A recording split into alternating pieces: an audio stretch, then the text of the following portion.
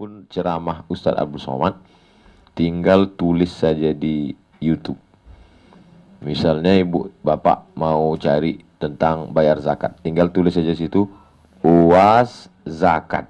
Nah, kita cari UAS zakat, enter. Nah, langsung dapat. Ustadz Abdul Somad zakat, cara menghitung zakat, zakat pendapatan, tanya jawab pembagian zakat, ukuran harta yang wajib zakat, zakat fitrah, zakat dan puasa. Misalnya mau cari lagi sedekah, UAS sedekah, enter. Nah, janji Allah untuk orang yang sedekah. Sedekah berbeda dengan amal soleh. Sedekah kamu tak akan miskin. Manfaat sedekah, ceramah sedekah. Apa yang terlintas di pikiran ibu-ibu, tinggal tulis saja. Apa yang terlintas di pikiran? Pilkada, UAS pilkada. Coba cuba ada dah. UAS pilkada, UAS ceramah masalah pilkada, UAS antar sahabatnya mendaftar ke KPU Bukit Tinggi, UAS dukung Herman Sapar, nah 20. UAS pilih pemimpin yang memberi. UAS Minangkabau, coba cari. UAS Minangkabau. Langsung yang nomor 1 dia teh penonton paling banyak 1,5 juta penontonnya. Baru sebulan lalu. UAS tentang Minangkabau di TV One. Banyak lagi bawah. Salah paham tentang adat perpatih. UAS dan Harato Tinggi.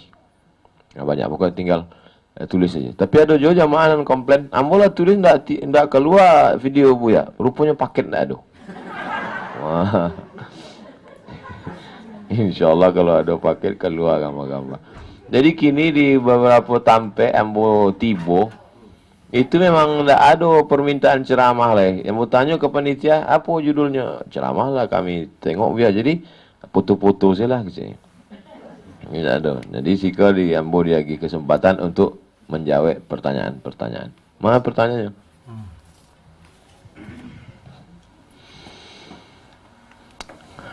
Pertama, Assalamualaikum Ustaz. Waalaikumsalam. Mohon jelaskan mana yang lebih baik, solat witir siap isya atau habis tahajud. Kalau ambo witirnya sebelum tidur malam.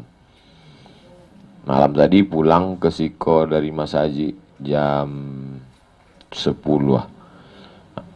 Pengajiannya 9 habis, cuma awak minum skoteng lagi. Jam 10, jadi sebelum lalu sholat witir dulu. Ambil wuduk dulu, sesudah itu sholat witir. Manfaatnya supaya waktu awak lalu itu dalam keadaan wuduk. Dan andai malaikat maut tiba malam tadi, insya Allah mati dalam keadaan suci dan husnul khotimah. Jadi waktu awak lalu itu miring ke kanan, anggap itulah awak sedang miring ke dinding liang lahat. Jadi awak anggap iko mati kok. Jadi kalau awak terbangun malam, jadi awak anggap terjaga ambo malam tadi. Berarti iko hadiah dari Allah bahwa ambo masih hidup, mesti beramal soleh. Supaya angan-angan awak tidak terlalu panjang macam-macam. Jadi anggap, itu. Ada ndak sahabat Nabi yang witirnya sebelum yang bantu dan Ustadz buat? Ada. Waktu Nabi bertanya ke Abu Bakar, ya Abu Bakrin mata tutiru. Wahai Abu Bakar, bila engkau solat witir? Abu Bakar menyabi, ini solat witir tengah malam. Tapi Umar menyabi ba'dal atamah, habis isya. Orang yang witirnya habis isya sebelum lalu malam, ini orangnya berhati-hati. Khawatirnya ndak lalu malam sampai ke subuh. Orang yang witirnya tengah malam, maka ini orangnya kuat, yakinnya bangun malam. Oleh sebab itu dua-duanya baik. Ada pula jamaah menyawi, itulah hamba yang bingung bu ya, sebelum lalu atau tengah malam. Sampai kini ndak pernah salat witir. Nah, jadi deklah witir sebelum lalu, bangun malam, berwudu, langsung nampak tamo solat sunat wudu. Apa keutamaan solat sunat wudu? Nabi mandanga suaro sandal Bilal, kresek kresek kresek. Bilal, ambo danga suaro sandal angku dalam surga Bilal. Apa amalan nana angbuek? Kecek Bilal, ambo tidak pernah meninggalkan solat sunat wudu. Hebatnya Bilal, Bilal tu kulitnya hitam. Tapi sandalnya lah masuk surga sebelumnya mati. Beko kalau ibu pulang, sandal hilang, sabar. Mungkinlah masuk surga duluan. Mudah-mudahan tidak hilang ya. Nah, apa amalannya? Bukan deinyo Quraisy kulit putih orang hebat, ndak. Amalannya ndak pernah tinggal solat sunat wudu. Nah, malam pertama awak lalok, jago dari lalok, solat sunat wudu dan pertama. Sesudah itu solat sunat taubat. Di awak banyak dosa silap. Yang pakai usolli sunat taubat rakaatain lillah ta'ala. Dan tak pakai usolli dalam hati saya. Angkat takbiratul ihram. Allahu akbar. Sesudah solat sunat taubat, solat sunat hajat. Sadu hajat awak apa dihajatkan. Ustaz kalau solat sunat hajat, apa hajat? Ustaz, hajat ambo dari sejak manta ke KPU Batang. Hajatnya itu saja. Dudukkanlah sahabat kami bisa beramar ma'ruf nahi mungkar kalau duduk jadi wali kota, ya Allah. Itu saya tiap malam hajat. Solat sunat hajat 2 rakaat. Sesudah itu barulah solat sunat tahajud 8 rakaat. 2 rakaat 1 salam. Ayatnya buya, ayatnya terserah. Faqra'u ma tayassara minal Qur'an. Apa nanti ingat sesudah Fatihah. Ghairil maghdubi alaihim waladdallin. Amin. Ingat puasa. Ya ayyuhalladzina amanu kutiba alaikumus shiyamu kama kutiba alal ladzina min qablikum la'allakum tattaqun. Ingat haji. Wa atimul hajja wal umrata lillah. Apa nanti ingat? Ambo buya setiap selesai kul huwallah, tak ingat kul huwallah. Selesai Fatihah, ingat kul bil falaq. Itu saya lah. Kul huwallah saya diulang-ulang. Boleh tak tiap solat tu ayatnya kul huwallah, kul huwallah, kul huwallah? Boleh. Ada sahabat Nabi namanya Qatadah bin Nu'man. Inyo sembayang dari sesudah Isya sampai subuh. Ayatnya ndak dirinya tukar. Ayatnya kul huwallah. Namanya Qatadah bin Nu'man. Sesudah itu dilaporkan Nabi. Ya Rasulullah, iku ada namanya Qatadah bin Nu'man. Inyo baca ayatnya kul huwallah. Ndak bertukar, ndak berganti-ganti ayat dan lain.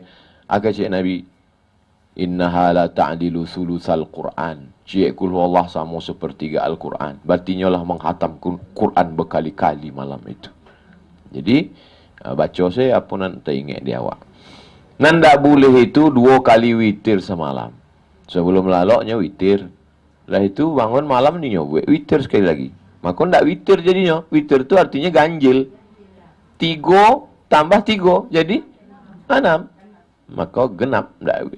Oleh sebab itu pilihlah witir di awal malam ba'da Isya sebelum lalok atau di akhir malam sesudah tahajud. Boleh tak kami tambah tahajud ko dari 8 rakaat buya? Ada orang namanya Abdullah. Abdullah ko punya apa? Ayahnya namanya Ahmad. Imam Ahmad bin Hambal meninggal tahun 241 Hijrah di kota Baghdad, Irak.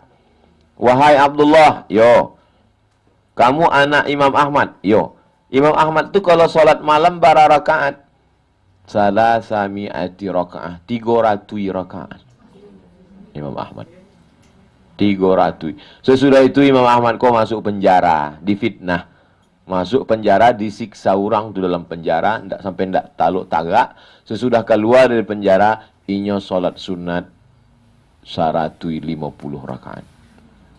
Semasanya masih sehat, muda, 300. Sesudah tua, ditangkuk, difitnah, 150. Awak di penjara indah, tua, muda, sama saja. Yang boleh ceritakan itu, supaya awak bangkit semangat awak. Ada pula orang dan 8 rakaat ko, nyo sangko lah hebat mana. Ambo ko ya 8 rakaat. Hebat lah 8 rakaat ko, dibandingkan kawan namun tidak sembayang. Alhamdulillah. Itu tentang witir tadi. Mantap pertanyaannya, fokus tentang ibadah. Ambo kalau pertanyaan itu fokus tentang ibadah, Itu ambo suku ambo jawab tentang ibadah. Banyak loh orang kau bertanya entah kama-kama. Ustadz benar ndak bumi itu datar gitu. Ilaha illallah. Apa lu manfaatnya kau? Nak lonjongnya, nak datar, nak buleknya. Bagaimana cara mengingatkan anak saya umur 16 tahun supaya tak meninggalkan sholat? Dibawa inyo ke panti jompo. Membawa anak jalan-jalan ke mall rancak, ke pantai elok, tapi bawa inyo ke panti jompo supaya inyo tahu bahwa inyo akan tua. Karena banyak kalau ceramah tak masuk ke telinganya. Wah, saya sembahyang, angin lalu saya diberi. Tapi dibawakan itu dicaliannya, waang beko tua untuk iko, kulit waang akan nampak. Iyo kalau awak punya anak, kalau indah, laki awak mati duluan, anak awak pula ndak ado, sebatang kara, kok. Apa akan awak bawa mati? Dan akan awak bawa mati adalah solat. Inna awala ma yuhasabu bihil abdu yawmal qiyamah solatuhu. Nampak tamu dihisap Allah Ta'ala solat. Kemudian kalau ada orang meninggal, baunya. Terutama dan eloknya bana waktu orang sakaratul maut. Kalau indah lah mati lah meninggal orang buka penutup boleh membawa anak mencalik orang mati untuk mengingatkan inyo itu berkesan luar biasa bu. Masuk ke dalam dicaliaknya, masuk ke dalam hatinya, masuk ke otaknya, masuk ke pikirannya bahwa awak kok akan mati dan yang akan awak bawa adalah sholat. Kebetulan kenal pula awak sama jenazah kok mau keluarganya. Kecek kan ke keluarga. Tolong agi satu seat di dalam liang lahat ko. Anak ambo menyambut dari bawah. Banyak ambo basuh jo preman. Buat tatu, anting di telingo, sagadang lubang hidung. Anting. Ambo tanya, apa ceritanya Bapak tobat?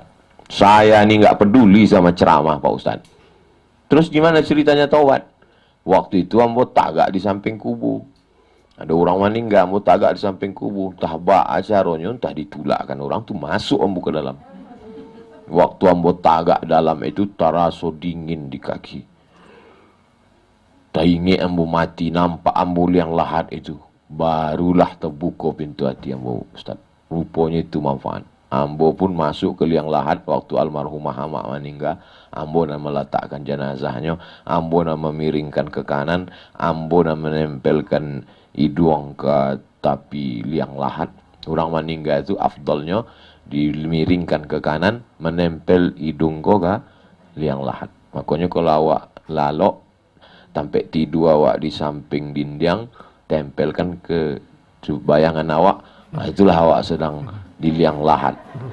Nah, itu kue ingat awak akan bangun malam, ingat awak mati, ingat awak bahwa ndak ada nak menolong awak iko kecuali solat.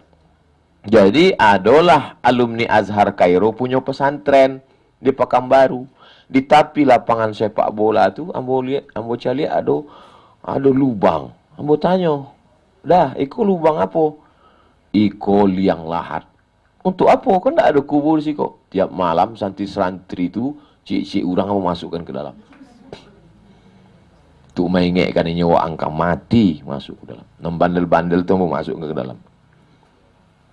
Latihan. Apa-apa tu pun kalau macam-macam beko awak masukkannya ke dalam.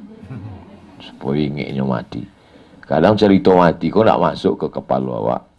Tapi kalau awak langsung masuk ke situ baru. Ada ulama di Yaman nyogali tanah, duduknya di sampai liang lahat tu, inyo bacakan Quran di situ 8.000 kali khatam.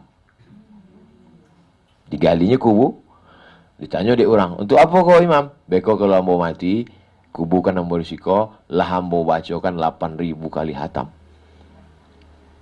Dek, manga angka 8.000 kok? De ambo baca riwayat ada seorang perempuan solihah namanya Maria, namanya Rabi'ah al-Adawiyah. Rabi'ah Adawiyah membacakan di liang lahatnya, calon liang lahatnya 7.000 kali khatam Quran. Maka ambo sebagai laki-laki malu dengan padusi. Inyo padusi kok 7.000, maka ambo buek 8.000. Jadi ada dulu padusi nan luar biasa. Awalnya inyo penari, penyanyi, pembuat dosa maksiat, taubat, dibaconyo lah di liang lahatnya 7.000. Ustaz Somad lah ada liang lahat. Alah, tapi alun namo baca kenapa boleh. Ambo bali tanah, sesudah itu ambo wakafkan untuk kaum muslimin muslimat, tapi ambo booking cek tampe. Beko kalau ambo mati, makamkan ambo di siko. Kalau kebetulan ambo meninggalnya di dakek situ. Tapi kalau pas jadwal di Papua misalnya, mati, nggak usah dibawa jenazahnya, soalnya tiket kok mahal. Jadi tidak perlu. Kalau aku mati di Bukit Tinggi, bawa jenazah ke Riau. Enggak, ambo enggak. Kalau kebetulan ambo mati di sekitar itu, makamkan di siko. Setelah ambo balik tanah wakafkan itu, Waalaikumsalam, ambo tanyalah ke jamaah, ke keluarga, sianan nio booking tempat silakan. Enggak lu ada orang nio booking tempat. Takwi sadanya. Kamu enggak takwi. Yang penting awak sadanya akan mati. Bagaimana menghadapi suami yang selalu berkata kasar dan tak sopan? Itu kan dibawa ke situ juga nampaknya.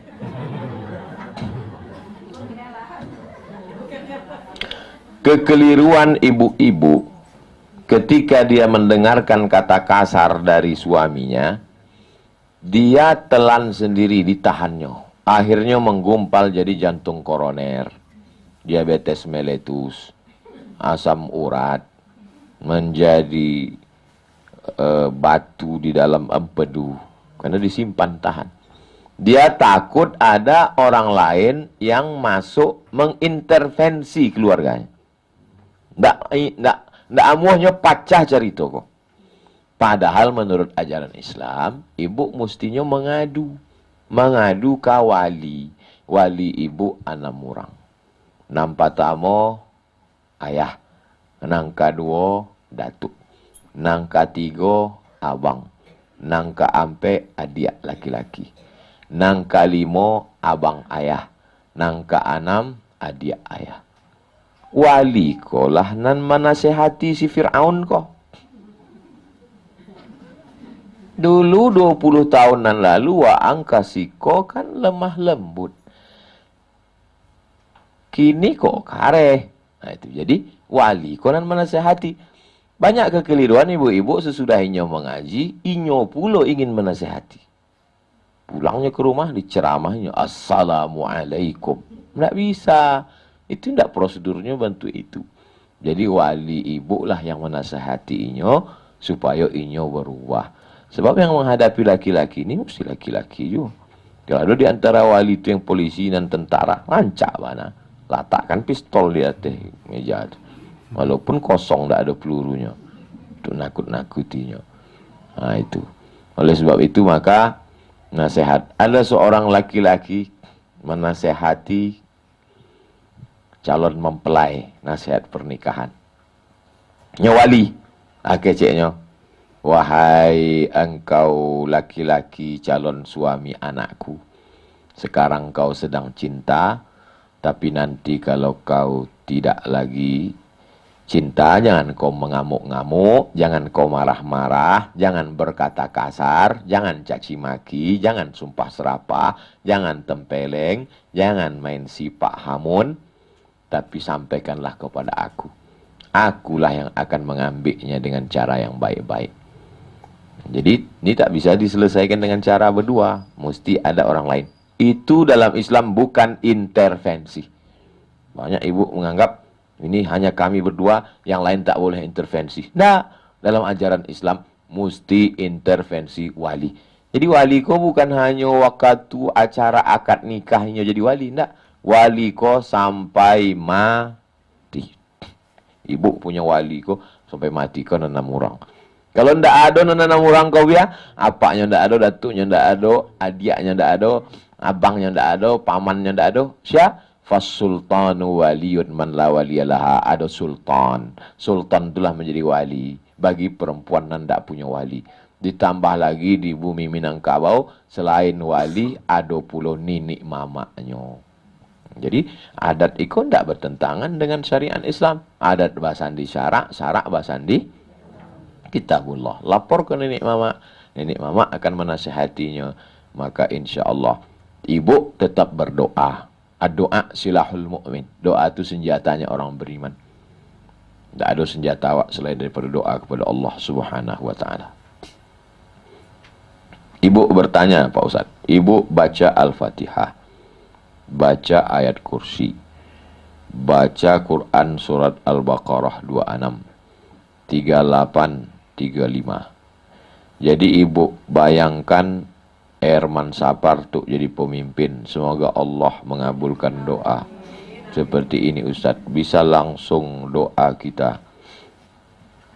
La tuqra'u fi amrin asirin illa yassarahullah. Kalau dibacakan pada perkara-perkara yang sulit, yang susah, maka Allah memudahkan. Iko bacaan sado ayat Quran tu elok sadonya. Nanti sabi iko elok sadonya. Fatihah, ayat kursi elok. Tapi ada satu surat kata Imam Abul Fida Ismail Ibnu Katsir dalam tafsir Al-Qur'anil Azim, kalau dibacakan surat iko pada suatu perkara, illa yassarahullah, dimudahkan Allah.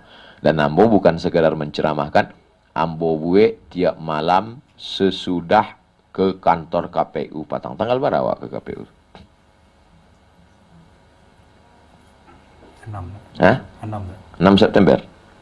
6 September ke KPU yo.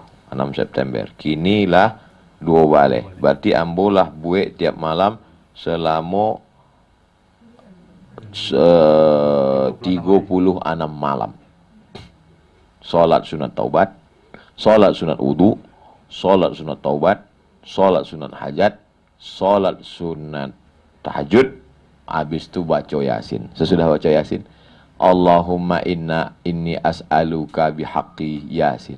Dengan kemuliaan surat Yasin ni ya Allah, dudukkanlah Haji Herman Sapar jadi wali kota Bukit Tinggi supaya inyo bisa melaksanakan amar ma'ruf nahi mungkar dan menolong agamamu. Itu nambah sabit kalimatnya. Dengan kemuliaan surat Yasin ni ya Allah, dudukkanlah Haji Herman Sapar jadi wali kota Bukit Tinggi supaya inyo bisa beramar ma'ruf nahi mungkar, menolong agamamu. Tak ada ambo sabit situ, dudukkanlah nyo Bukit Tinggi supaya ambo bisa dapat proyek di Bukit Tinggi. Tak ada. Dudukkanlah nyo di situ supaya ambo dapat mobil dinas plat merah. Tak ada. Supaya inyo bisa amar ma'ruf nahi mungkar. Amar ma'ruf nahi mungkar itu luas. Supaya nyo bisa menolong penggali kubu, guru di surau. Tadi ada pula orang nambah wakaf tanah, acara supaya di atas tanah wakaf itu dibangun TK Quran, SD Quran, SMP Quran, SMA Quran, sekolah agama, anak yatim bisa gratis. Itu tujuan awak menduduk. Aslinya mana ambonan mestinya jadi wali kota, gubernur, presiden. Cuma ambo kau orangnya terlalu baik. Ambo tidak bisa mengatakan tidak. Iko tidak bisa jadi pemimpin itu mesti berani mengatakan tidak. Ambo tidak. Asal ada jamaah mau undang, Ustaz ketampek kami, iyo. Ustaz ceramah, iyo. Kalau jadi pemimpin mesti. Bayangkan kalau ambo jadi pemimpin, datang orang bawa proposal. Ustaz tolong kau buat pesantren, iyo. Iko untuk buat surau, iyo. 3 bulan mah ditangkap ambo di KPK. Makanya awak doa supaya duduknya di situ supaya nyo bisa menolong agama Allah, amar ma'ruf nahi mungkar, dan bisa menolong dengan mengajak kawan, sahabat, follower, viewer, jamaah elok rancak. Ibu-ibu ada grup-grup Yasin, ada grup-grup marhaban, ada grup-grup kajian, grup-grup WhatsApp, bisa membawa kawan-kawan elok. Dan ndak bisa di rumah suaminya, anaknya, menantunya, dan tidak bisa juga dirinya surang dengan berdoa kepada Allah dengan melaksanakan itu tadi. Sampai bila Ustaz berhenti berdoa kok? Sampai tanggal 9 Desember. Sesudah itu ambo ganti lo dengan doa yang lain lagi. Sebab kita ini tak pernah berhenti berharap kepada Allah Subhanahu wa ta'ala. Kau rancak mana? Sesuai dengan ambo. Jadi pertanyaan ibu-ibu kau sadonyo, amalan-amalannya sesuai dengan yang ambo amalkan. Tentang sholat witir, tentang berdoa untuk Haji Erman Sapar, tentang mengajak anak sholat. Jadi awak ndak bisa bentuk. Jadi misalnya kok anak ambo sama kemanakan ambo mengajak mandi ke kolam renang. Ayolah bah, kita mandi di kolam renang. Jadi tidak bisa anak-anakku awak larang, jangan mandi kolam renang. Tidak bisa. Ya awak ajak cerita. Jadi ambo buat cerita. Ada orang, anak kemanakan ambo duduk. Babah ingin cerita kok. Ini udah nggak? Yo, ada orang, ndak mandi sebulan. Rambutnya lah bantuk sumbu kompor. Sampai keluar kecoak dari dalam. Lah itu banyak je. Masuklah inya ke kolam renang tadi. Mandi ke dalam. Dibawanya rinsu aku. Tu na cik. Ada pula cik lain inyo berkudis. Kurap berbisul. Masuklah inya ke dalam kolam tadi. Sampai pacah-pacah lah nanah-nanahnya di kolam.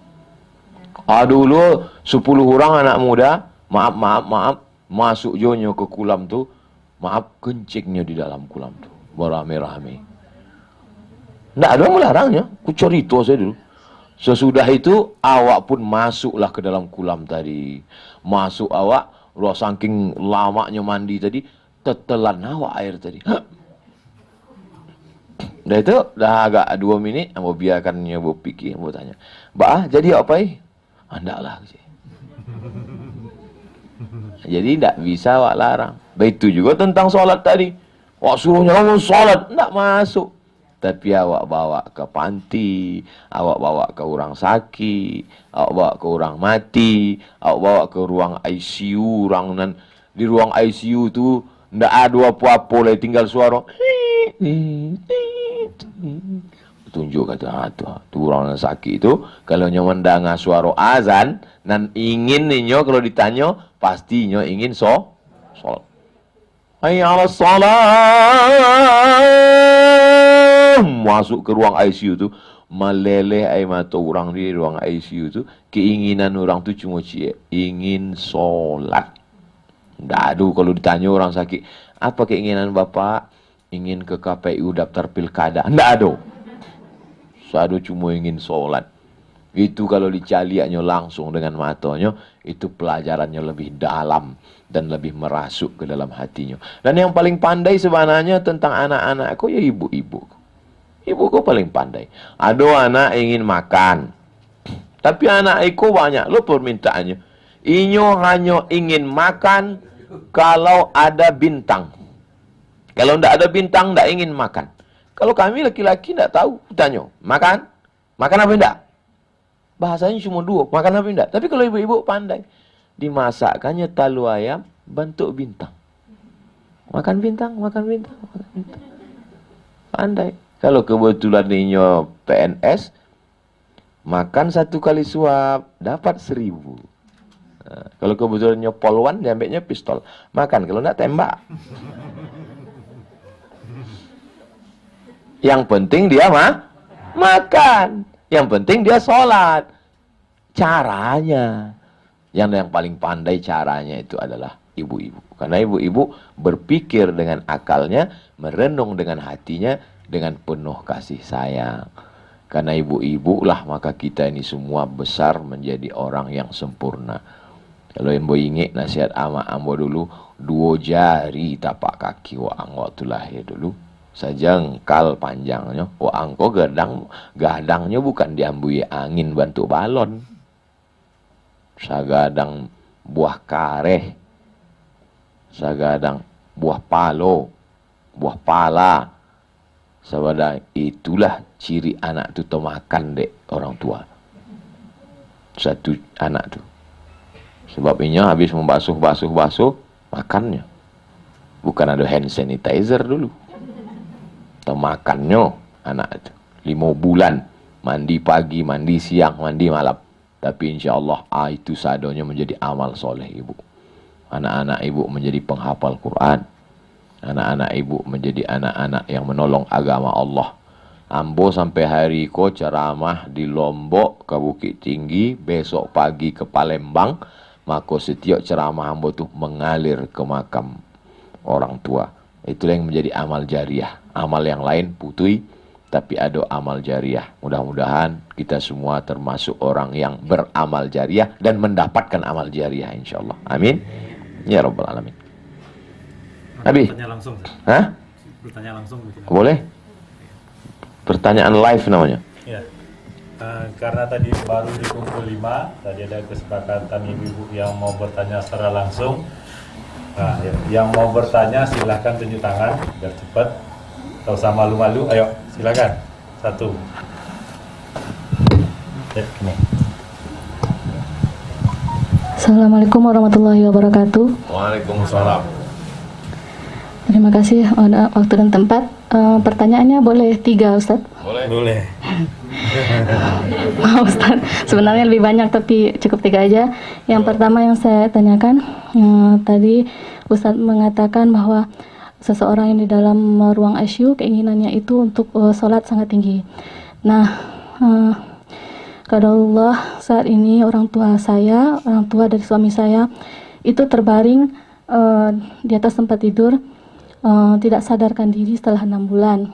Cuma ketika dipanggil beliau tidak menyaut, tapi ada matanya terbuka.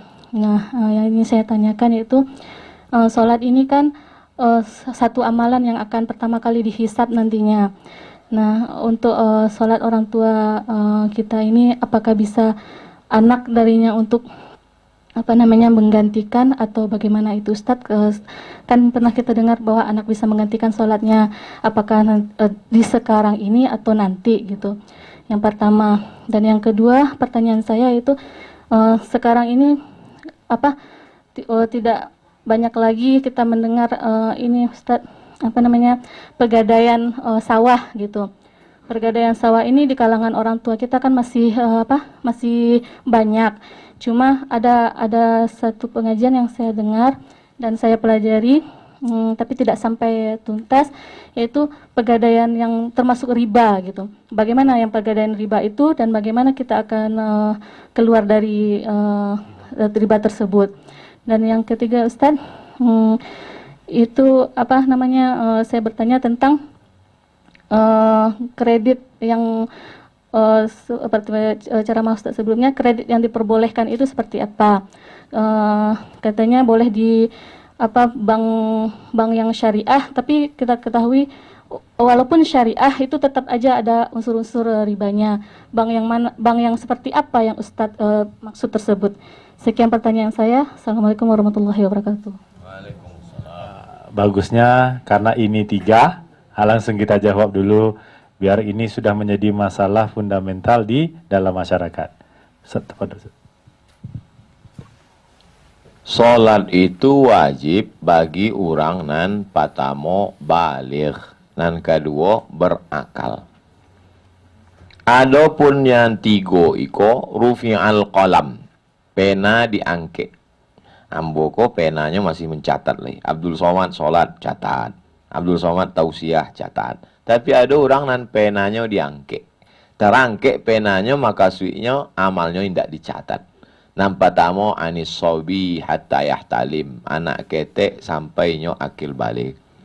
Anin naim hatta yatayqiz. Orang lalo sampainya tajagu. Anil majnun hatta yafiq. Orang gilo sampainya sehat.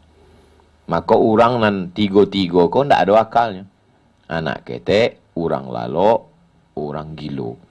Orang nan koma tergolong ke dalam iko de akalnya ndak ada. Jadi kalau awak punya keluarga di rumah sakit, inyo komanya berwaktu. Dulu ada sahabat kami di Mesir, tiba-tiba utak ko keluar cairan.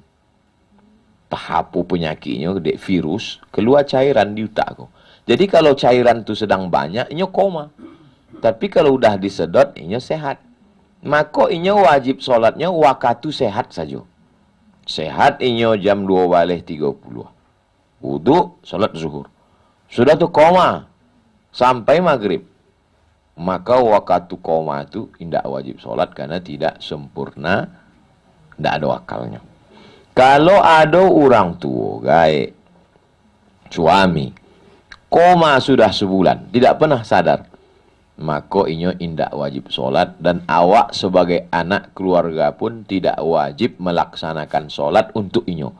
Yang wajib digantikan itu dalam hadis, man mata sianan mati, wa alaihi siamun, punya utang puasa. Soma'an huwa lihu, maka ahli warisnya melaksanakan puasa untuk inyo. Yang digantikan itu puasa. Adapun sholat indak.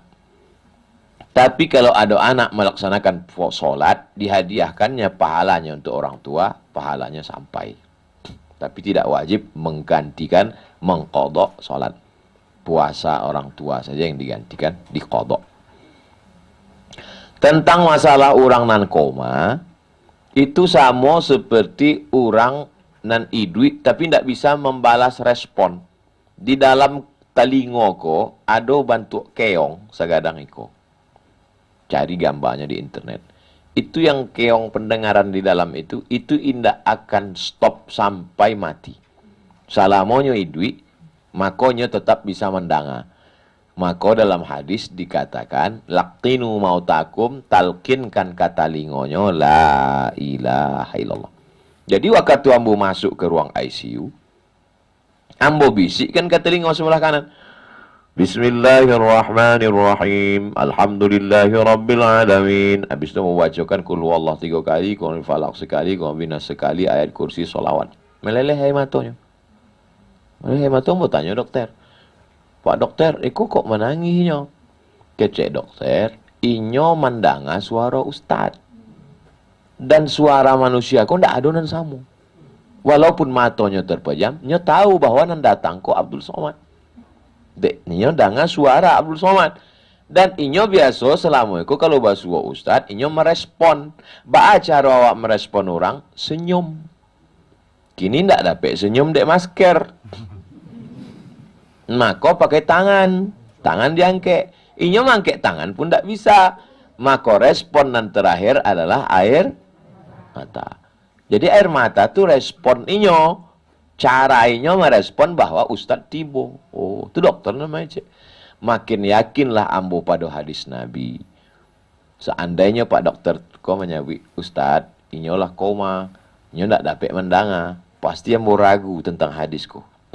Tapi rupanya kecek Nabi talkinkan kata lingo orang nan akan sakratul maut, menunjukkan bahwa orang sekoma apapun inyo tetap mendengar. Maka kalau ada suami, ada orang tua, ada anak nan koma, jangan galak-galak di samping tu. Kau kadang ndak ada orang, ndak ada galak. Lama mana kiki. Di samping tu cuma baca Quran, zikir, solawat, supaya apa? Nyo mendengar nan elok-elok nan baik-baik. Ikut tentang masalah pertama, solat orang di ICU. 2, gadai. Imam Hanafi, namanya Imam Abu Hanifah. Ada orang meminjam pitih kainyo. Menggadai, minjam pitih kainyo. Dengan cara gadai. Sesudah itu Imam Hanafi datang ke rumah orang itu. Tapi orang itu sedang tidak ada di rumah. Tertutup pintu rumahnya. Di muka rumahnya ada pokok kayu. Imam Hanafi tagak di panas matahari. Datang orang mencari. Imam Hanafi, yo, mangga ndak balindung di atok rumah atau di muka pokok kayu? Kan di rumah ada atok kayu. Pokok kayu pun ada. Mangga ndak tagak saya di bawah pokok kayu atau berlindung di bawah hatoknya? Apa jawab Imam Hanafi? Kullu qardin jarra naf'an fahuwa riba.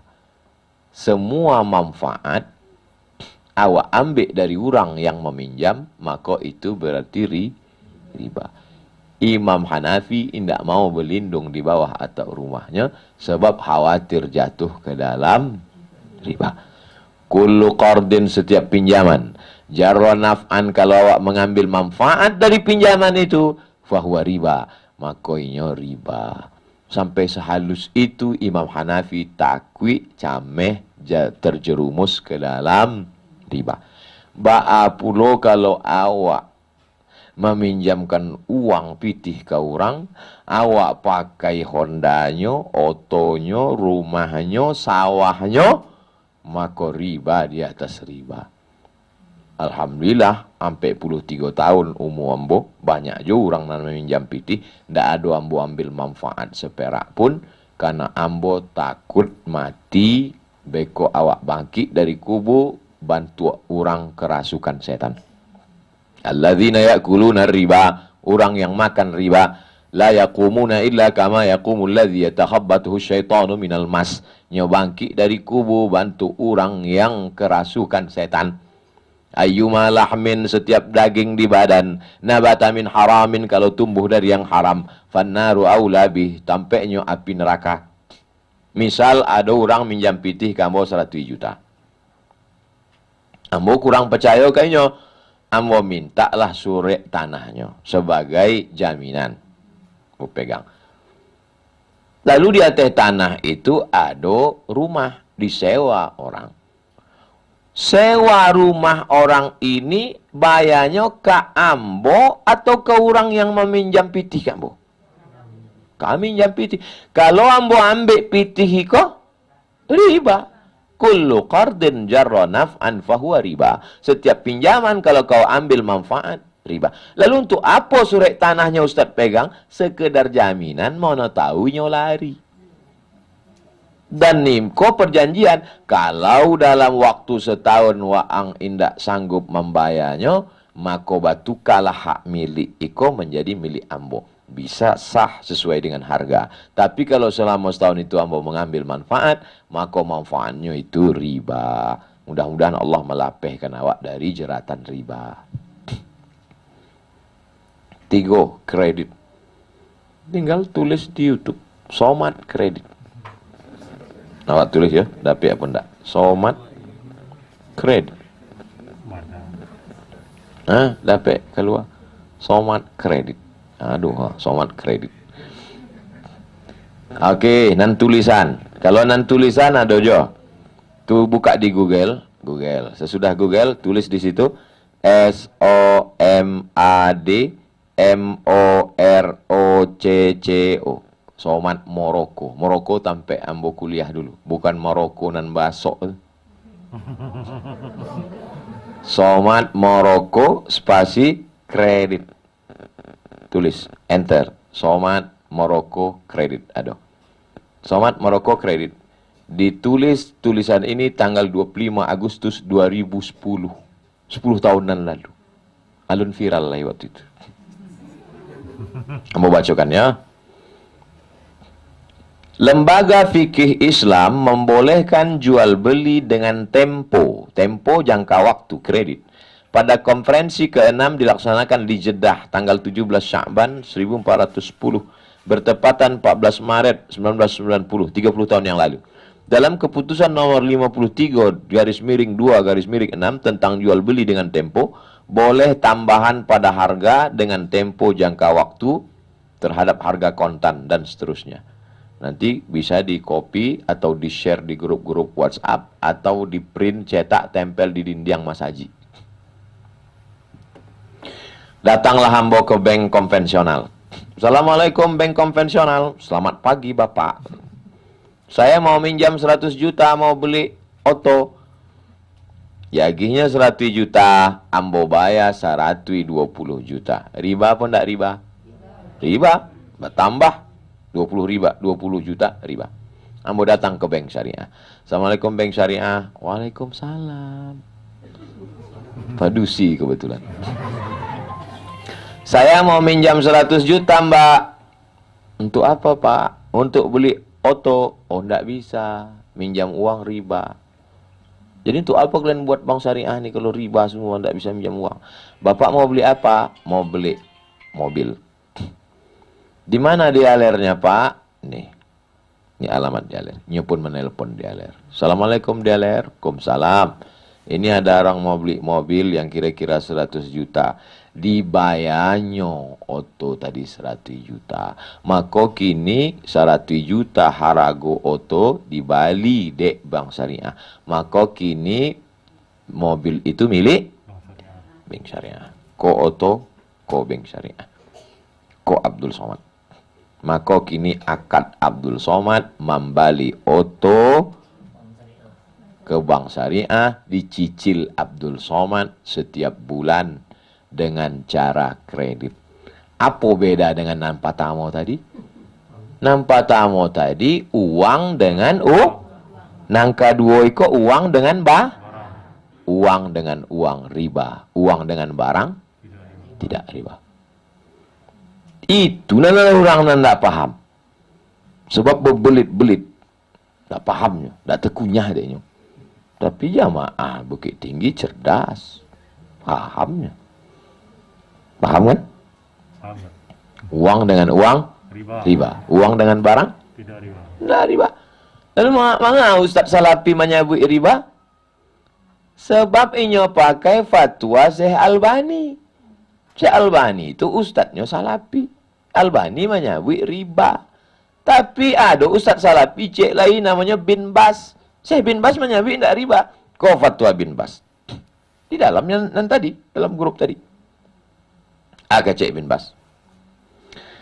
Jual beli kredit itu tidak ada keberatan di dalamnya, boleh jika waktu dan tambahannya diketahui, meskipun harga kredit lebih mahal daripada harga kontan. Harga kontan 100 juta. Kalau cicil kredit 120. Boleh. Karena penjual dan pembeli sama-sama dapat manfaat. Penjual dapat manfaat tambahan harga, pembeli dapat manfaat tempo waktu. Adakah zaman Nabi jual kredit? Ada. Dalam Sahih Bukhari. Barirah dijual oleh tuannya dengan cara kredit. Barirah kok urang. Zaman dulu waktu itu masih boleh menjual urang. Budak hamba sahaya. Namanya Barirah. Barirah itu dijual oleh tuannya dengan cara kredit cicil berapa lama? 9 tahun. Bara dibayar sebulan. 1 tahunnya sampai 10 dirham. Ini menunjukkan boleh jual beli kredit karena tidak ada unsur gharar. Gharar itu artinya tidak pasti. Juga tidak ada riba dan jahalah tak jelas. Maka boleh. Fatwa Bin Bas Juz 7 Baleh halaman 196. Jadi Ustadz nan menyebut tidak boleh kredit barang karena inyo mengambil pendapat Syekh Albani. Padahal dalam Salafi sendiri adonan membolehkan yaitu Syekh Bin Bas. Demikian. Wallahu a'lam. Ya, itu tadi 3 pertanyaan. Ayo kepada ibu-ibu tadi yang lama bertanya. Enggak hanya ibu-ibu, ternyata bapak-bapak juga boleh bertanya nih. Kalau ada bapak-bapak yang ingin bertanya silakan. Kita masih mempunyai waktu 15 menit lagi. Ada? Gini ya, Ustaz, sambungan sedikit nunggu pertanyaan yang lain, Ustaz. Kan di bank konvensional juga ada tuh, Ustaz, bahwa kalau kita meminjam jatuhnya modal kerja, Ustaz, mereka yang belikan barang, terus kita mencicil, Ustaz. Jadi pinjaman itu jatuhnya ke modal kerja. Itu gimana, Ustaz? Karena kan ini bukan bank syariah. Karena dari kita-kita nih, Ustaz, yang mungkin di sini juga banyak istri dari pedagang ataupun pedagang kan kalau pindah bank kena penalti kan gitu kan. Pertimbangan gitu gimana tuh, Ustaz? Kan dia juga minjam tapi barang tersebut dibayarkan oleh bank, Ustaz. Gimana tuh, Ustaz? Ulang balik. Kalau tadi kan kalau di bank syariah kan Ustaz tadi mencontohkan kita beli barang, kan barang tuh, Ustaz, di bank nagari, di bank syariah. Tapi kan kita juga bisa meminjam di bank konvensional, Ustaz. Dalam bentuk modal kerja biasanya itu, Bu ya. Gimana tuh, Ustaz, hukum, Ustaz? Bukan kur, misalnya kita kan Bapak mau beli apa? Saya mau beli belanja ke Jakarta, Ustaz. Atau mau beli sesuatu kayak mobil tadi itu, Ustaz. Tapi kan banknya bank konvensional yang kita pakai, Ustaz, bukan bank syariah. Tapi kan dia bukan kita contohnya beli mobil tadi, Ustaz. Apakah gimana juga hukumnya, Ustaz? Ada juga ke modal kerja kan dalam bentuk barang, Ustaz. Mereka yang belikan dan mereka yang membayarkan bank barang tersebut, Ustaz. Bagaimana hukumnya itu, Ustaz? Ambo ingin beli tanah. Tadi oto-oto taruh tanah gini. Ambo ingin beli tanah. Lalu kemudian Ambo basuo sama pemilik tanah. Pak, pemilik tanah, saya mau beli tanah Bapak. Saya mau beli tanah Bapak. Keceknya saya perlu uang cash ini Ustaz. Tidak bisa kalau kredit. Oh kalau gitu batal lah, tidak bisa. Tapi ada solusi kecek. Bahas solusinya. Ada pihak ketiga, penyedia keuangan. Finance namanya. Finance tulisannya. Penyedia keuangan. Ikolah dia bank. Penyedia keuangan. Penyedia keuangan ini tidak membeli tanah tadi, tapi dia tetap meminjamkan uang. Akadnya tetap uang dengan uang. Jadi dalam Islam itu yang dicari, yang ditengok, yang dipandang itu bukan bendanya, tapi akadnya. Kalau akadnya nikah konvensional sama nikah syariah sama kan? Aduh nikah konvensional kau ya. Yang beda itu kan akadnya. Ada saksi, ada wali, ada mahar, ada ijab, ada qabul. Di akad itulah perbedaan. Begitu juga dengan jual beli kau. Di jual beli kau, akadnya adalah uang dengan uang. Riba. Itulah akad penyedia keuangan itu. Uang dengan uang. Sedangkan kalau uang dengan barang, maka tidak riba. Saya ulang sekali lagi. Uang dengan uang, apapun nama bentuknya, riba. Uang dengan barang, tidak riba. Wallahu a'lam bishawab. Ada pertanyaan, Pak? Malu bapak-bapak. Yang ibu-ibu di belakang, Fiona, kan lagi menjalani menjadi istri terberat nih kan. Mana tuh ada unek-unek atau pertanyaan, silakan. Ada pada ibu-ibu yang lain? Nak putra tutup lah. Tadi kayaknya pengen lamu-lamu, ternyata pertanyaannya cuma 6. Ayo, nggak usah malu-malu. Ayo, Bu. Silakan. Beranikan dirimu, Bu.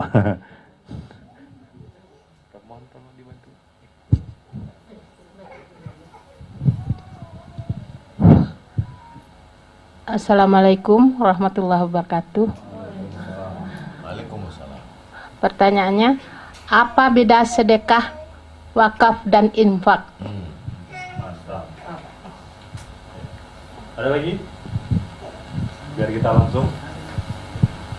Ada? Enggak? Udah, kita jawab dulu.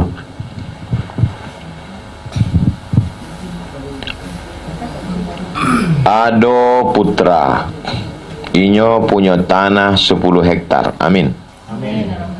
Ingin diwakafkannya di Bukit Tinggi kepada Abdul Somad. Datanglah putra. Ambo wakafkan tanah ambo 10 hektar untuk lembaga pendidikan dan dakwah kepada Abdul Somad. Tunai. Ambo jawab, ambo terimo tunai. Adonan bawakaf, adonan menerima wakaf namanya nazir, pengelola wakaf. Ada tanah nan diwakafkan 10 hektar, ada ijab dan qabul. Kalau cukui ampe rukun iko namanya wakaf. Maka kami pun ke kantor KUA. Bukan untuk nikah. Di kantor KUA itu ditulislah namanya akta ikrar wakaf. Yang bawakaf putra, yang menerima wakaf Abdul Somad, ambo berjanji di hadapan Allah untuk mengelola wakaf itu, untuk sekolah anak yatim, pesantren, duafa. Lalu kemudian keluarlah akta ikrar wakaf. Sesudah itu kami bawa akta ikrar wakaf itu ke BPN, Badan Pertanahan Nasional. Berubahlah sure tanah nan tadi awalnya pemilik putra, berubah kini pemiliknya adalah bukan milik pribadi, tapi yayasan. Maka setelahnya menjadi tanah wakaf ditulis di situ, ini tanah wakaf. La yuhabu, tak boleh dihibahkan. Wala yurasu, tak boleh diwariskan Abdul Somad ke anak cucunya. Wala yuba'u, tak boleh dijual beli. Ada ibu ingin membeli, berani ibu membeli tanah wakaf? Tidak, karena akan menjadi permasalahan di dunia dan di akhirat. Itu namanya wakaf. Nang kedua, infak. Infak itu benda. Setiap disabui infak dalam Quran pasti benda. Alladzina yunfiquna amwalahum. Mereka yang menginfakkan harta mereka, tapi nyo abi. Wakaf tidak boleh habis. Tanah tuh 10 hektar sampai hari kiamat tidak boleh habis. Ada Bapak Ibu pernah mendengar? Karena sesuatu dan lain hal, wakaf ini berubah jadi 9 hektar. Tidak boleh. Tapi kalau infak bisa habis. Contohnya infak lilin. Zaman dulu Mas Haji, alun-alun lampu, orang infak lilin. Lilin itu infak, habis. Di bawah infak. Infak benda tapi habis, hilang, namanya infak. Di bawah infak namanya sodakoh. Allah Maha Adil. Iko kayo, agi tanah. Iko setengah kayo, agi lilin. Iko indak kayo sama sekali. Diaginan paling rendah namanya sodakoh. Apa itu sodakoh? Bukan benda, bukan materi. Tabassumika fi wajhi akhika sodakoh. Senyummu ke wajah saudaramu sedekah. Agi tanah indak. Agi bareh indak. Agi senyum saya lah. Maka ditulis di kotak itu sebenarnya yang paling bagus kotak infak. Bukan kotak sodakoh. Sebab kalau kotak sodakohnya lalu orang senyum saya.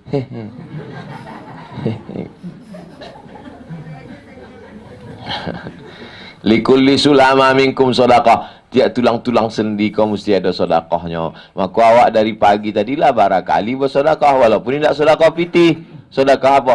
Sodakoh tulang sendi. Tasbihatun sodakoh. Tahmidatun sodakoh. Takbiratun sodakoh. Subhanallah, subhanallah, subhanallah. Namanya sodakoh tulang sendi. Menolong orang mengangkatkan barangnya sodakoh. Nah, membawa ambo tadi ke Mas Haji Agung. Tadi bajumpo basua orang. Itu namanya sodakoh. Jadi nan paling ateh wakaf. Nomor 2 infak. Paling bawah sodakoh. Sodakoh pun indah. Innalillah wa inna ilaihi rajiun. Itu beda infak, sodakoh dengan wakaf. Wallahu a'lam. Baru muncul. Ayo lanjut. Assalamualaikum warahmatullahi wabarakatuh. Waalaikumsalam. Yang akan aku tanyakan, bahwa caranya membayar sholat itu yang selama kau mungkin ada ketinggalan kau belum Ustaz. Terima kasih Ustaz.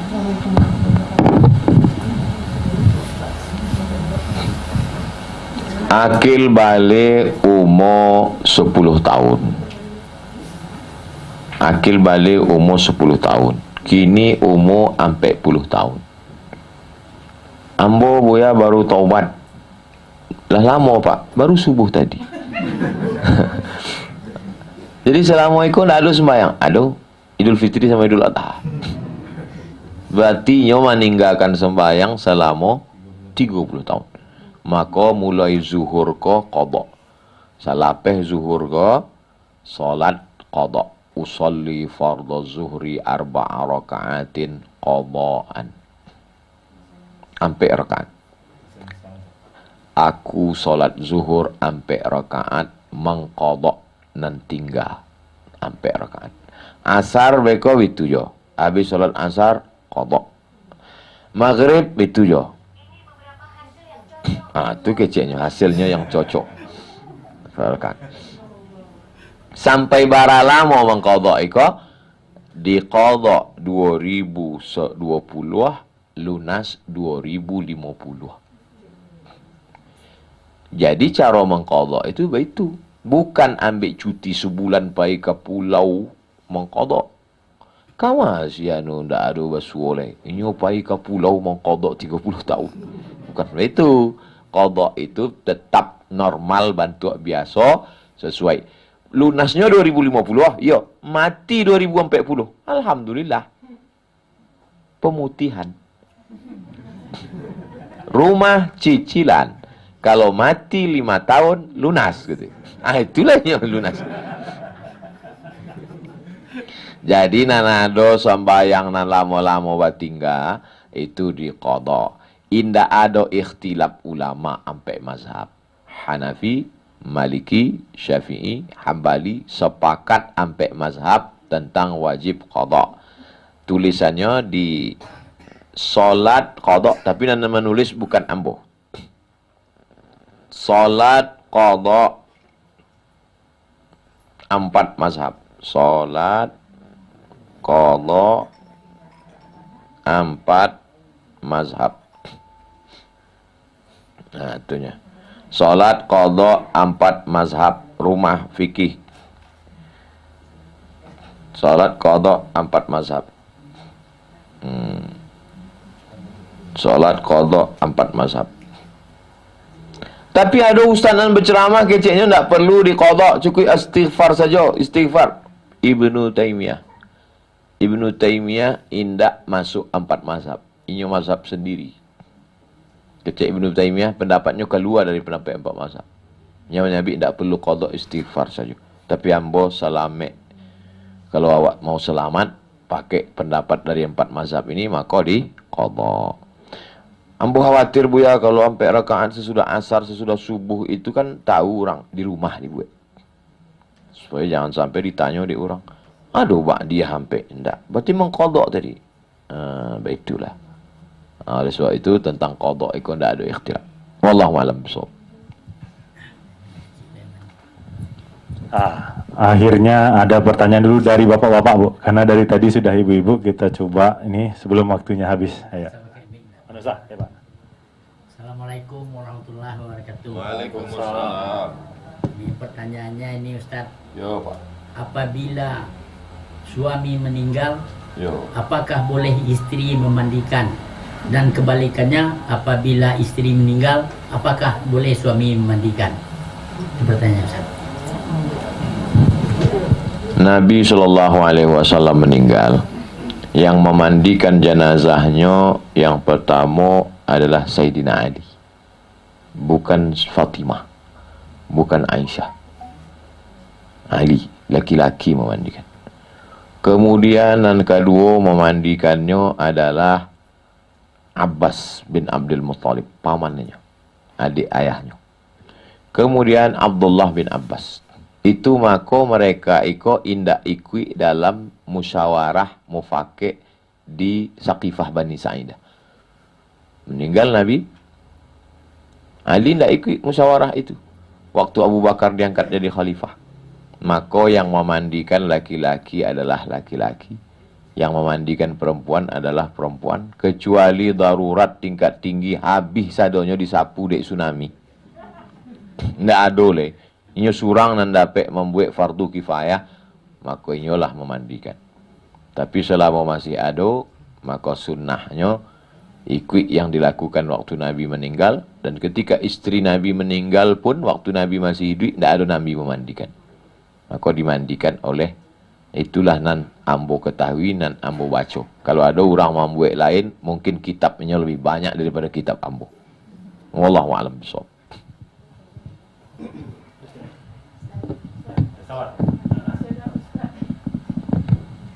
Berapa orang lagi yang mau bertanya karena waktu kita udah mau singkat? Satu ya. Assalamualaikum warahmatullahi wabarakatuh, Ustaz. Nah, ini saya mau bertanya tentang katanya masih dalam hutang berhutang dengan bank syariah. Seseorang berhutang dengan bank syariah, kebetulan belum lunas hutangnya, dia sudah dipanggil oleh Yang Maha Kuasa atau meninggal. Yang melunasi utangnya itu adalah asuransi kalau kita tidak salah ya kan. Yang si ahli waris yang tinggal tidak membayar bukan melunasi utang dari si mayat, tetapi adalah dilunasi oleh asuransi. Pertanyaannya, apakah yang meninggal ini sudah lunas utangnya itu walaupun hanya asuransi yang membayarnya? Yang kedua, pertanyaan saya kebetulan dua juga. Zakat yang langsung dipotong gaji, padahal kita zakat itu kita tahu ada haulnya atau kurun waktunya. Gaji kita dipotong per bulan gitu kan. Padahal belum cukup haulnya. Apakah ini sudah lunas zakat kita yang sudah kita bayarkan yang langsung dipotong oleh pemerintah atau dari instansi kita? Terima kasih, itulah yang mudah-mudahan penjelasannya. Ayo. Orang meminjam di bank syariah 10 tahun, baru 2 tahun ternyata meninggal dan dilunasi oleh asuransi. maka hutang itu menjadi lunas. Alhamdulillah. Ya so innalillah. Ini alhamdulillah. Maka hukumnya yang awak bahas adalah hukum asuransi. Pendapat pertama, hukum asuransi ko haram. Manga asuransi ko haram? Sebab di dalamnya ada gharar, gambling, ketidakpastian, judi. Ambo ikut asuransi. Awak sama-sama menyetor 1 juta sebulan. Sejuta. Tiba-tiba mati ambo. Baru membayar 1 juta, lah mati. Dapat keluarga ambo 100 juta. Sementara ada nanlah 10 tahun, ndak mati-mati. Macam judi. Maka pendapat pertama menyebut asuransi ko haram. Karena gharar, macam judi, tak pasti. Masa nan baru bayar sebulan langsung dapat 1 juta. Ikulah 10 tahun, ndak dapat. Asuransi auto betul jo. 1 juta, 6 juta bahkan setahun. 6 juta. Baru bali patang, tak berat tiang listrik. Lah dapat ganti. Sementara ikulah 5 tahun ikut asuransi. Ndak dapat. Dek sakit hati, dilanggarkannya. Dapat juga akhirnya. Maka pendapat pertama menyebut asuransi ko haram. Dek bantu judi, gharar. Pendapat yang kedua menyebut asuransi iko halal. Sebab di dalamnya ada ta'awun, tolong menolong. 1 juta. Ambo dapat musibah, langsung dapat. Sebenarnya ambo susah, tapi dek dapat ditolong orang banyak dengan melalui asuransi. Maka fatwa Mufti Mesir Syekh Ali Jum'ah, Profesor Dr. Syekh Ali Jum'ah, dalam kitabnya judulnya Fatawa Mu'asirah, fatwa kontemporer, fatwa tentang asuransi kedua. Pertama halal, kedua haram. Kok bisa bendanya 1 tapi fatwanya 2? Sebab tidak ada zaman Nabi, orang berijtihad, kepala samu hitam, isinya macam-macam. Nah, kalaulah jaleh fatwa tadi 2, awak tinggal bertanya ke ahli waris. Hai ahli waris, ya, menurut engkau asuransi ko masuk halal apa haram? Keceknya asuransi haram. Kalau ang berpegang pendapat asuransi haram, maka lunasilah hutang orang tuamu dari dari warisannya. Orang tua meninggalkan hutang, maka membayar hutangnya dari warisan. Mim ba'di wasiyatin, keluarkan wasiat.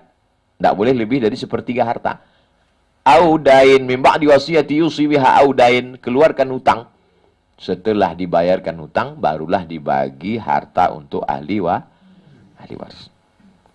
Hai ahli waris, ya, kau termasuk yang berpegang pada asuransi halal atau haram? Haram, Bu, ya. Kalau begitu hutangnya mesti kau bayarkan dari warisan almarhum. Begitu, iya. Kalau gitu mau berpindah ke yang halal saya lah. Maka kalau ahli waris mengikut pendapat halal, berarti hutang itu sudah lunas. Tapi kalau ahli waris berpendapat, dia pedih pendapat asuransi haram, maka dia mesti lunasi dari harta warisan almarhum. Pertanyaan kedua?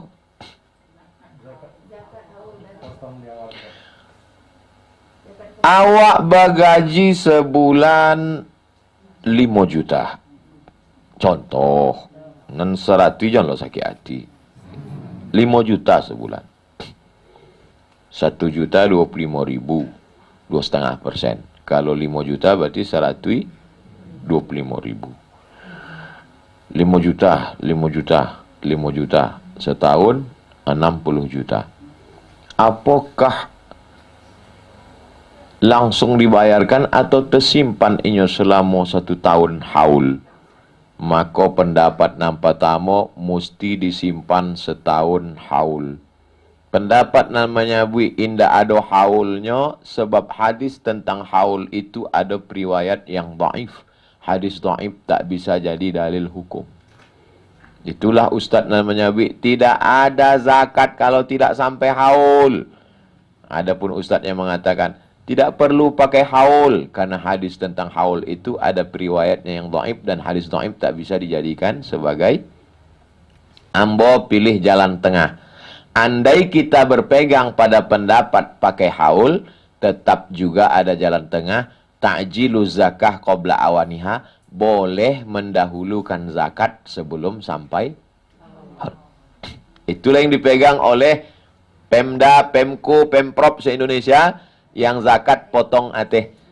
PNS zakat potong atas, tapi belum sampai haul, boleh mendulukan zakat sebelum sampai haul. Jadi cara ngitungnya, kalau sebulan 5 juta, 1 tahun 60 juta, dibayarnya mulai 1 Rabiul Awal iko. Rabiul Awal, Rabiul Akhir, Jumadil Awal, Jumadil Akhir, Rajab, Sya'ban, Ramadan, Syawal, Zulqa'dah, Zulhijjah, Muharram, Safar, Rabiul Awal. Sesudah setahun mestinya baru wajib. Tapi karena sudah dikeluarkan tiap bulan dipercepat, maka yang gaji setahun ini sampai tahun depan tidak lagi wajib dizakati karena sudah dikeluarkan duluan. Maka ibu, bapak punya 2 catatan. Catatan nampatamo, gaji yang sudah dizakati duluan. Catatan yang kedua, tabungan yang ada di bank. Yang iko tidak dizakati lagi karena sudah dikeluarkan duluan. Sedangkan nan ada tersimpan di bank iko mesti dikeluarkan setiap tahun. 100 juta, berapa zakatnya? 2,5 juta. 1 miliar 25 juta. Tak simpan pitih amat ampe miliar di bank. Maka keluarkan setiap tahun 100 juta tiap tahun. Yang gaji tadi sudah dikeluarkan untuk tahun itu. Menyatu pendapatan. Uang gaji, SPPD, uang sipak, uang tunjang, uang sundul, uang sikut. Disatukan ke tabungan, dihitung lagi per tahun. Ulang sekali lagi.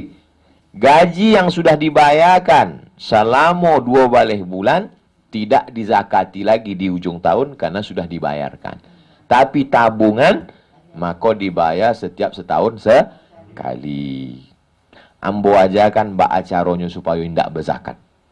Mau? Setiap akan sampai nisab. Bara nisabnya kini. Nisabnya adalah 85 gram ameh.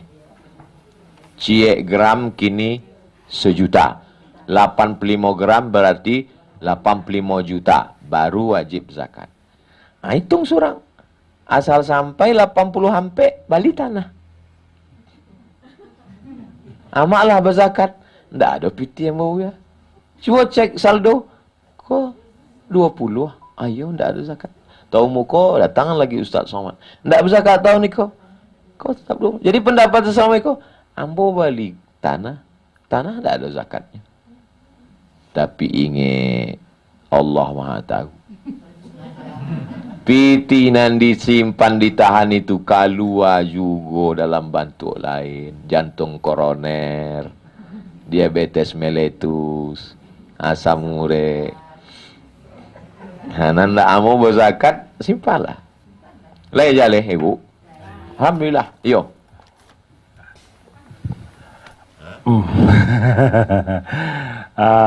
Karena waktu juga lah yang memutuskan kita, karena ada request dari ibu-ibu kemarin pengen berfoto ya kan Bu ya. Oleh karena itu baiknya kita sampaikan dulu terima kasih kita buat Ma'rif yang telah menyediakan tempat ini, seperti yang telah didoakan Ustadz juga. Tidak lebih penting juga acara ini, walaupun tidak lupa kita ucapkan terima kasih itu pada sahabat Ana sendiri, yaitu Bang Herman Safar, karena untuk tanggung jawab membawa Ustadz Abdul Somad ke Bukit Tinggi dan ke Sumatera Barat itu beliau yang langsung yang handle. Nah, gitu. Jadi Bapak Ibu pahami sendiri, ambil hikmahnya sendiri, dan insya Allah seperti yang didoakan Ustadz tadi, sejak 6 September Ustadz tidak pernah bosan dan Ustadz tidak henti-hentinya mendoakan sahabat kami, yaitu Bang Herman Safar. Oleh karena itu sebelum acara ini ditutup, kami juga berharap doa dari emak-emak di sini, bapak-bapak di sini, sehingga beliau bisa seperti yang katakan Ustaz beramar ma'ruf.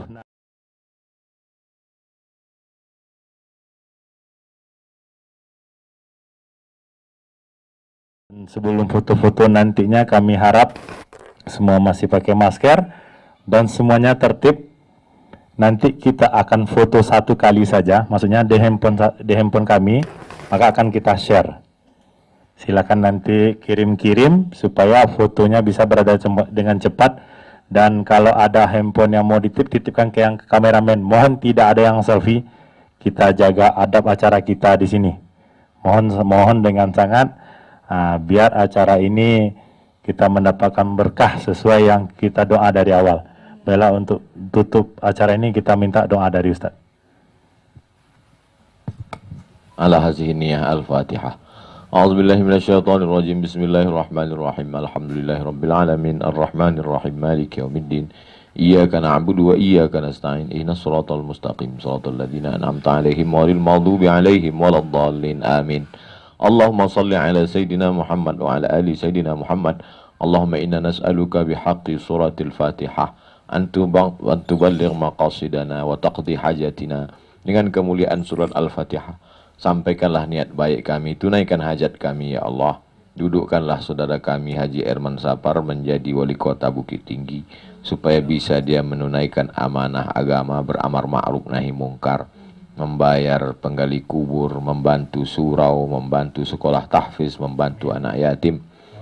Allahumma balligh maqasidana, sampaikan maksud kami, waqdi hajatina, tunaikan hajat kami ya Allah. Rabbana fir lana dzunubana, ampunkan dosa kami, wali abaina, ayah kami, wali ummahatina, amak kami, wali dzurriyyatina, anak cucu keturunan kami, wali man hadarana, semua yang hadir di majelis ini ya Allah. Allahumma anzil rahmata wassalamata wal barakata ala hadhil jamaah. Turunkan keselamatan, kerahmatan, keberkahan kepada seluruh jamaah yang hadir, wa khususan ala sahibi hadzal bait, bil khusus kepada sahibul bait.